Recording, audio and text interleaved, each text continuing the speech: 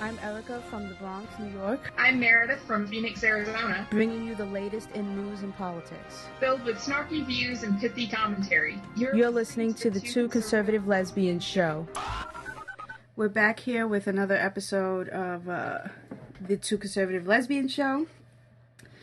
And we're just going to basically start with what I'm sure everyone's been hearing about and has been on everyone's minds, whether it be in prayer or in anger, about what's going on over in Ferguson since the good old verdict came down.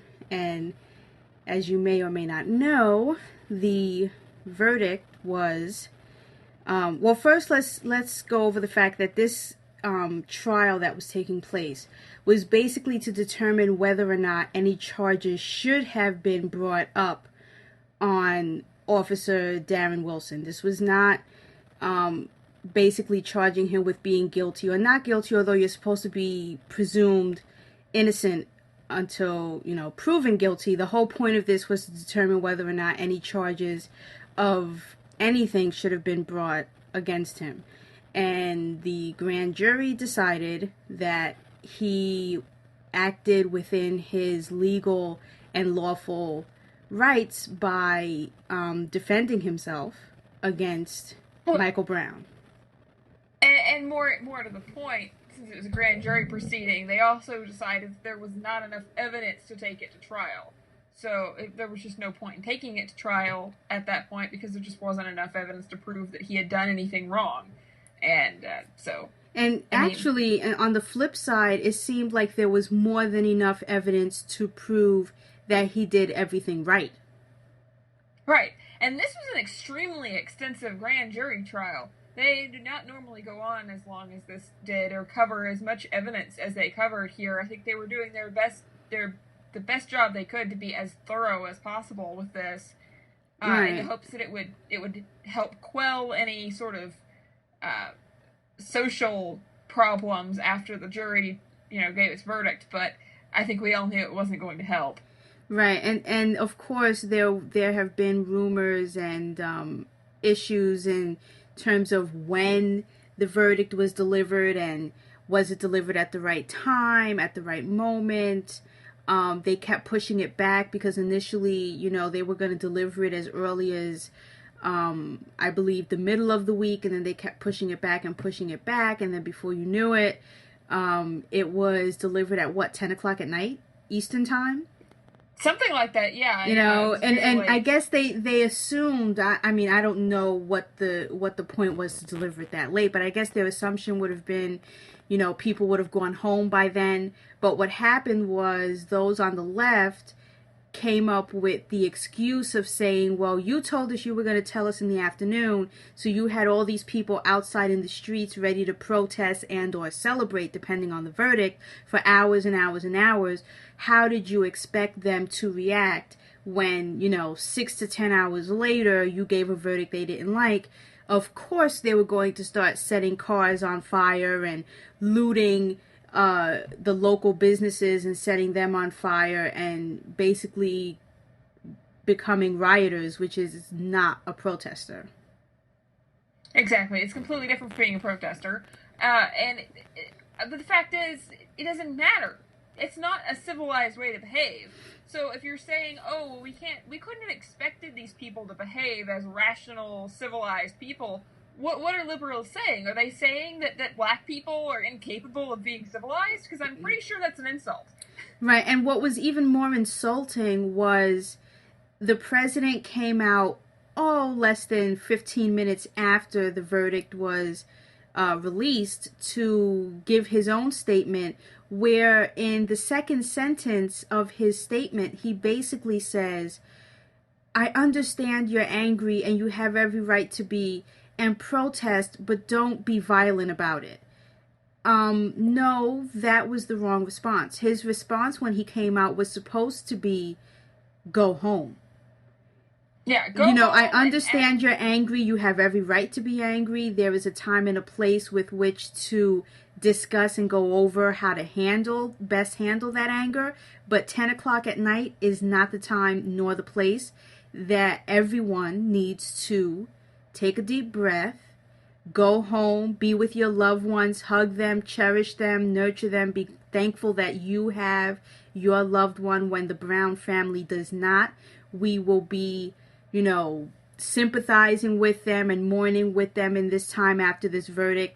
Go home. That's it. That's all he had to do. But no, he decided to fan the flames and, continue to call them protesters when that's not what they were. And what was even more hysterical is as he's giving this to, and he claims to have been talking specifically to these quote-unquote protesters, at that exact moment, they were lighting cars on fire. And they were flipping cop cars. You weren't talking to them. He really thought he was talking to them? They weren't listening to him. Yeah, well, they don't care. These are not people that are going to listen. Just because they're African American does not mean they give a crap what the president says. They could care less at this point about what any person in authority says, because they're not the kind of people that listen to any sort of authority. Right. And if they were, they wouldn't be out there rioting in the first place. Exactly. And they want to say that this is, racism. And the president again echoed that in his little 20-minute speech that he gave that night, that yes, this only, goes to prove that there is a racial divide. Can we understand that this had nothing to do with the fact that Michael Brown is black? And if it were a black police officer who did this, would there be such an uproar? Would we be having such an issue? It's the left that's making this racial.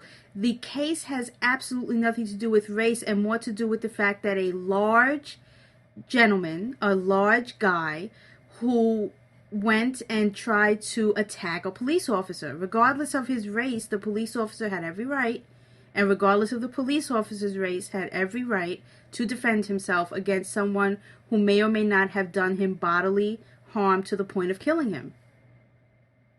Right. And that's the thing here. Is it black, brown, or purple? If somebody is rushing you and they are, 6.5 feet tall and very large, you are going to do what you have to do to defend yourself.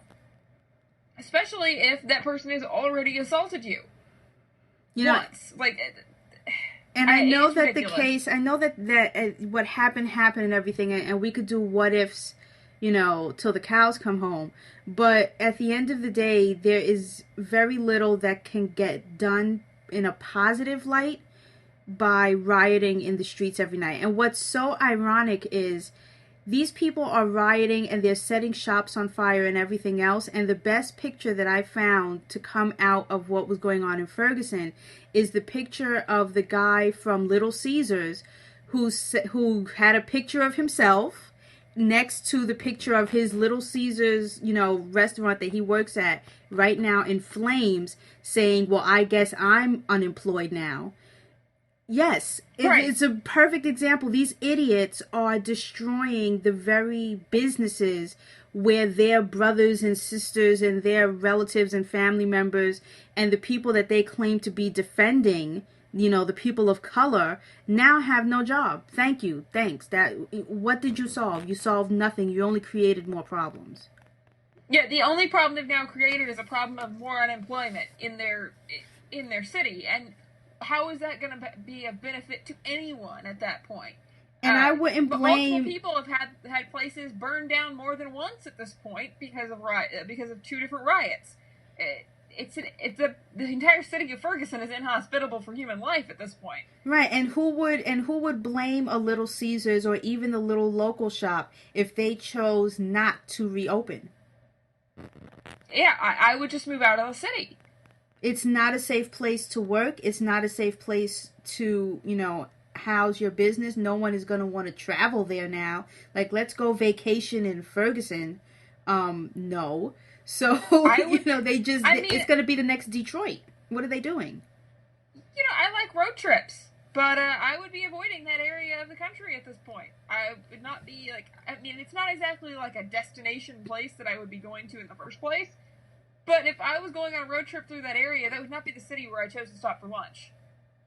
Right. I don't see how they're going to bounce back from this once the damage is done. And as far as, I haven't been looking at the news. I've been trying to have a happy Thanksgiving.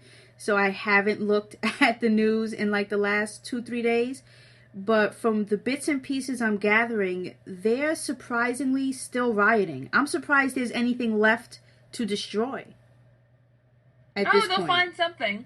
You know, it's strange that they're still being allowed to riot, that they're not arresting them. They were upset when the National Guard was called. And it's like, you know, the governor, the mayor, they all have every right to protect the citizens. And if it's the citizens themselves who are destroying the property, then they need to, you know, stop them too. Call the National Guard. Do whatever is necessary. So, the response to these protesters, these rioters, has been very, very much more controlled, I think, than the last response, which is a problem.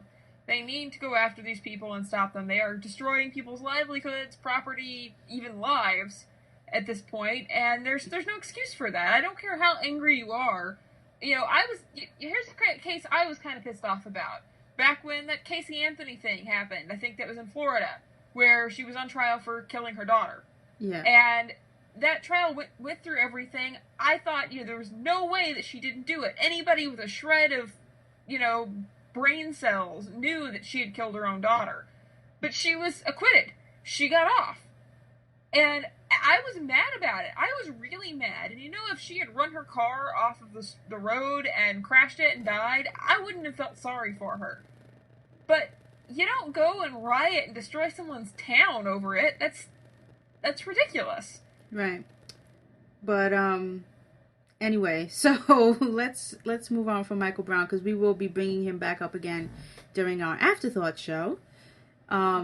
So let's take a break from that, and I'm so interested to find out about your story, Meredith, because you're talking about the Pope, and I love to tease my mom and say, "Ma, he's your Pope," and she doesn't like him, and my mom is a serious Catholic, but a lot of Catholics, she doesn't like him much. a lot of Catholics, a lot of, you know, like hardcore Catholics don't like this Pope. Like, he's more liberal than the popes before him. He's not as conservative as previous popes in terms of tradition and in terms of what he should and shouldn't say. And I'm sure what he should and shouldn't say is coming up in this story, because it sounds like something he really shouldn't have said. It really shouldn't have said it. This Pope, I'm not Catholic. Full disclosure, I'm not Catholic, so maybe I don't have any right to talk about this at all. And you know, if he was keeping his content, his words to strictly religious ideas, then I would stay out of it, because I really don't know much about Catholic, ideology or Catholic theology. But he's not. He's stepping firmly into the realm of politics on a lot of his decisions, a lot of things he's said, things about like redistribution of wealth and other things like that. It's a problem. So he came out recently. Pope Francis was talking about how we should always leave a door open to dialogue with ISIS. That there's never he doesn't consider anything a lost cause, ever, and that we should be willing to, you know, talk to them and try to find a, you know, peaceful solution to this. Now he's saying this near the end of the month, at the same time as ISIS is executing 2 female former parliament members in Iraq and stoning 2 Syrian men to death for being gay, which is something he's fairly pro-gay. This new pope is. So all of this is happening, and he's saying we need to keep a door open to these people. And I'm sorry, that there's nothing you can do. There is no door to leave open at this point. They have firmly filled that door with dead bodies. Right. Themselves. Well, I'm no longer a Catholic. I'm now a Episcopalian, but I was before I was an Episcopalian, I was Catholic, and, you know, living with a mother who is Catholic, and my church is, for the exception of marrying gays and having female clergies, they're like 99.9% similar to the Catholic Church, for the exception of those 2 biggies. Everything, the way we worship and how we worship and the service, everything is the same as the Catholic Church. And I can say, while he probably didn't make his point as he didn't define it